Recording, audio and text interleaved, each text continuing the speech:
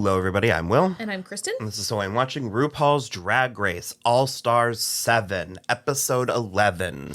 Drag Race gives back variety extravaganza. Yes. So yeah, like the first 45 minutes, I was sort of like, oh, I don't know. We're not going to really have a lot to talk about because I noticed last night that there wasn't a runway because I log on to screen capture it early.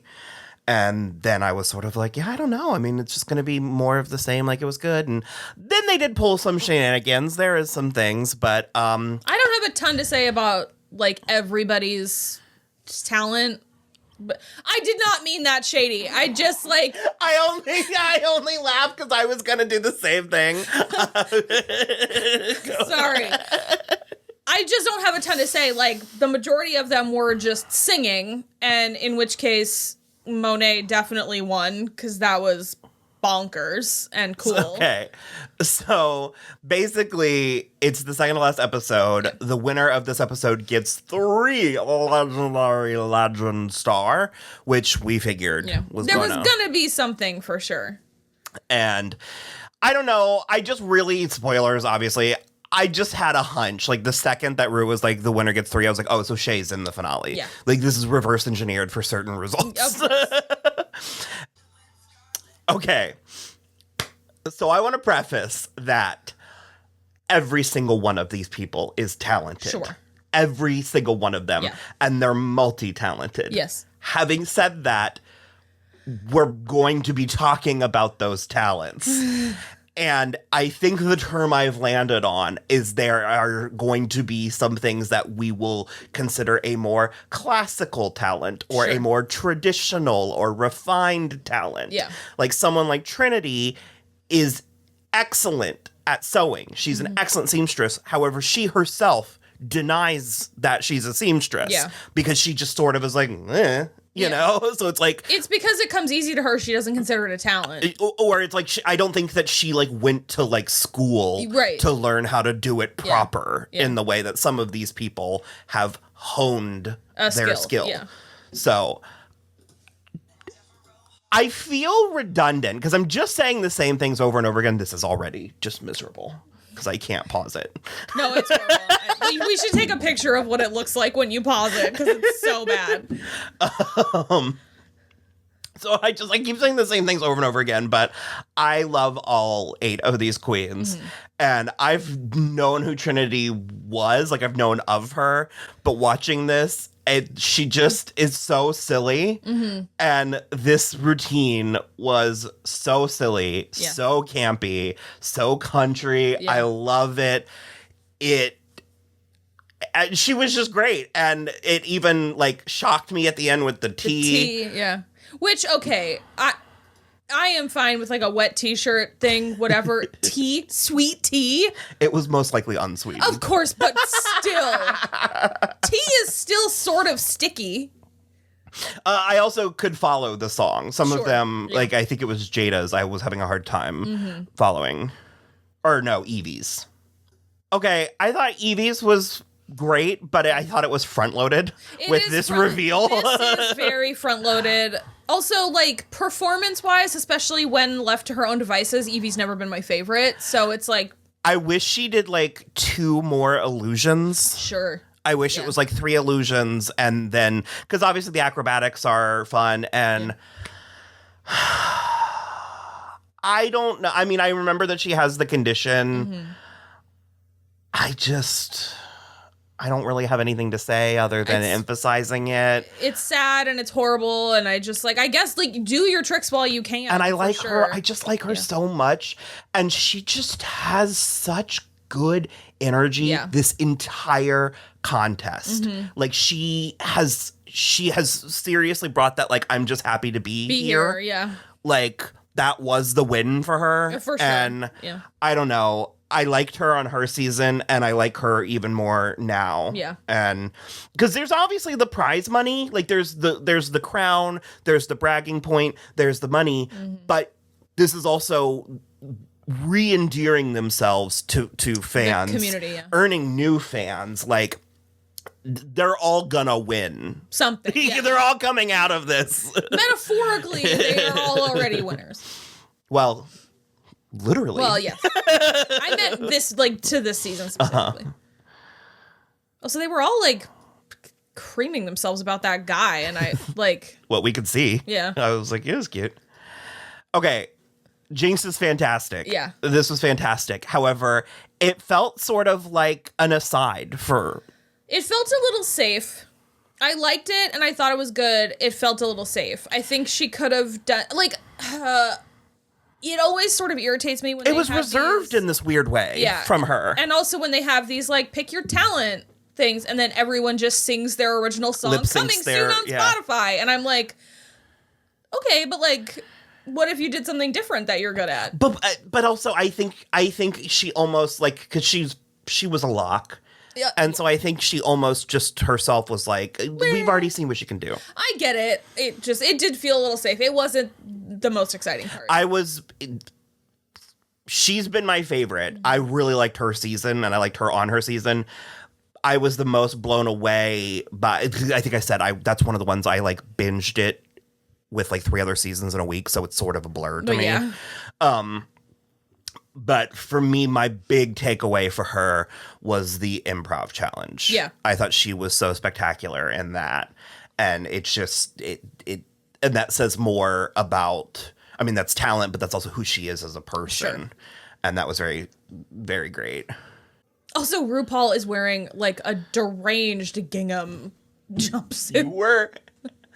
I was like, ooh. And you were like, ah! I was like, oh, I guess not. So much gingham. And like red and white gingham, like checkered picnic. But like big. Like she looks like a picnic blanket. But like a picnic blanket from like Peanuts. She always has that, like there's like always at least 2 looks that are just completely out of pocket. This is definitely one of them for me. Okay.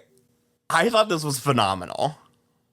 Shay? Yeah, I mean, it's sort of, again, the vibe of it, the visual vibe of it, where they were like the Jacksons, like Michael and Janet, like that all worked for me. My eyes kind of glazed over it. The actual singing, the words. The words. I don't have any recollection of what she said. For me, it was the most like an actual pop song. Okay, because it's like for instance, Trinity's was like a routine, or like a production number, and also funny, like silly. And like Jinx was doing like I had a word and I lost it, like a pastiche. Yeah, like a performance. And this was like a pop song. Like this was like, and I think that it was really good, like a early mid-90s pop song. And I thought she looked amazing. I thought she completely commanded the stage. And because each one of them, they brought out little props and stuff, but like some of them, the way the props felt integral to the production number. Yeah.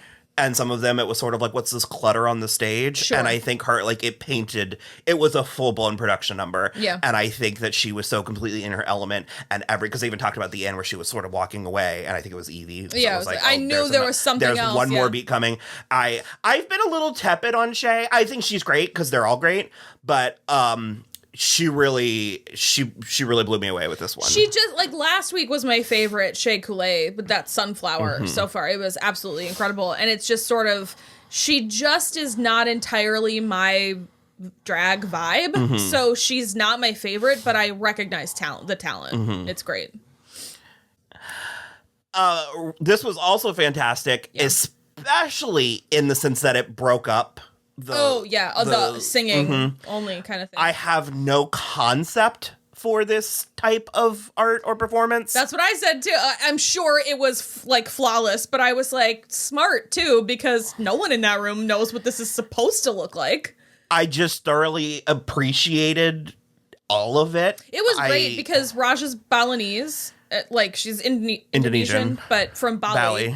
And this is one of the only dances that can be performed by men and women, which is very cool. And it was like, and then the story that she told when she was like, I got lost in the airport once and my parents found me standing on a stack of suitcases doing this dance. And I just wish my dad could have seen me do it. Do this But now. also he might be here because Hannah Einbinder said that there was like an aura around her. And I was just like, love it.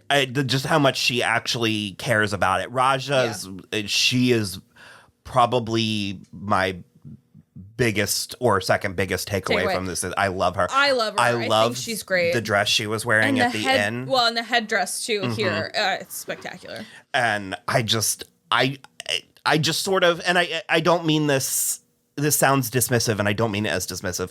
I just think she's above this. Sure. I get that. I read you loud and clear. Yeah. I love this bitch. No, she's great. I love her too. Again, this one kind of... It was hell on heels. Yeah, it was good. It was funny.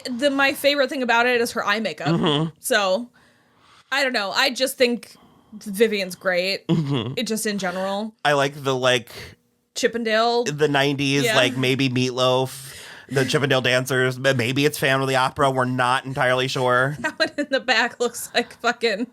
Aaron Rodgers, if he were Twinkie. This one, Twinkier. I remember him from Moulin Rouge. Oh, was he there too? He danced with Betty, Betty. Oh, okay. And then this. What the fuck? And she was gorgeous. This was my favorite one of the night. Is it? Yeah. Okay. I was just like, especially because she said she was gonna sing, and then they played clips of her season singing. Well, she was doing falsetto. Sure. And so I got really nervous. I was like, is this going to be good or bad? Oh my God, is it going to be good or bad? And then it was fucking incredible. I felt like it had to be good because I knew she studied it. I didn't know that. Yeah. Until this episode. But also, it's just sort of sing in your own register. I liked that as a note to everyone in the world. Like Monet, I don't know. I'm a big fan of falsetto. It's just you have to be good at it. You have to do it right. But also, most people and dudes that sing in falsetto don't have a baritone voice either. So, but like Monet herself, I was sort of like, oh, is that going to be weird? This high femme, high glam look with this such a masculine operatic voice, and I loved it. It was amazing. They were add that to your cabaret. Yeah. So I absolutely would. I would pick the absolute campiest, craziest opera pieces and sing them. He was in, I don't know that it was rare form, but I liked Monet this whole episode. Yeah. He's absolutely the cute one. I thought he was so cute in the tic-tac lunch. Yeah. And I don't know. I wearing love his own merch. But I love when they nail it. They just sort of know that they did it. Absolutely. And it's great. And Ru brought out the opera glasses, yeah. Ru got choked up. We don't see a whole lot of cracks. When Ru was talking to Jinx about being sober, Ru got really 22 years is an insane accomplishment for being sober. So congrats to Ru, and I think Jinx has 2 or 3 years. Also very admirable. You love to see it.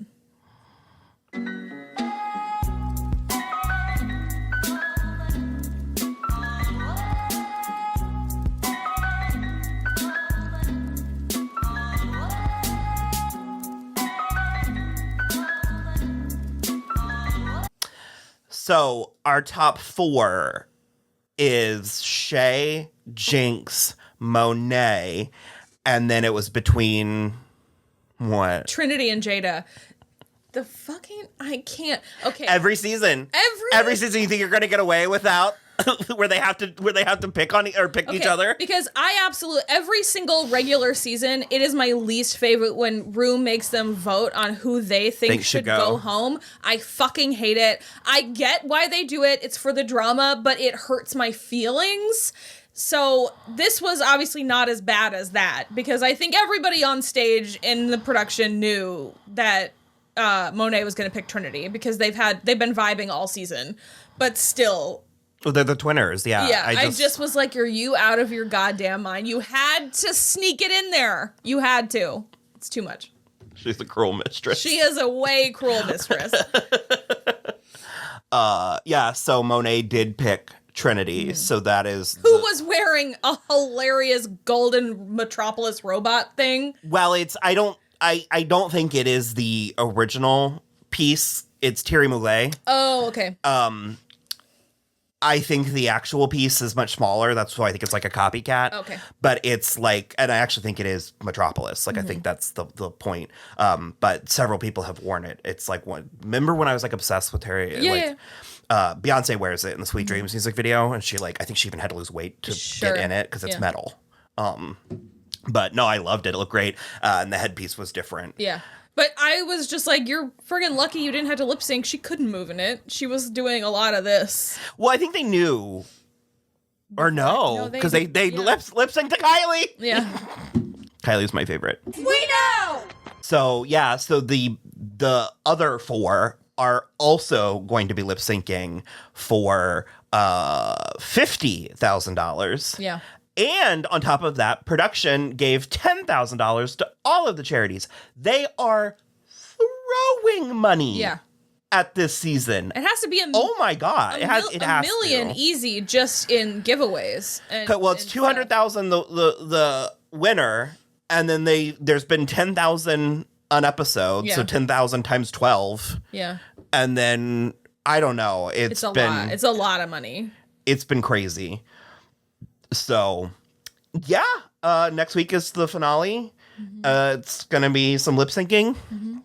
Hopefully, a couple of runways. I would like more than one final look. I always like when there's more than one. I can't remember because remember All Stars is the one that was sort of weirdly anticlimactic when it came to the finale. Yeah. So I don't really remember how and we didn't get a runway this week, so we'll see. Yeah, but they all wore a lot of good stuff. So, all right. Well, on that note, please like and subscribe and all that stuff. And hopefully we'll see you back next week. Bye.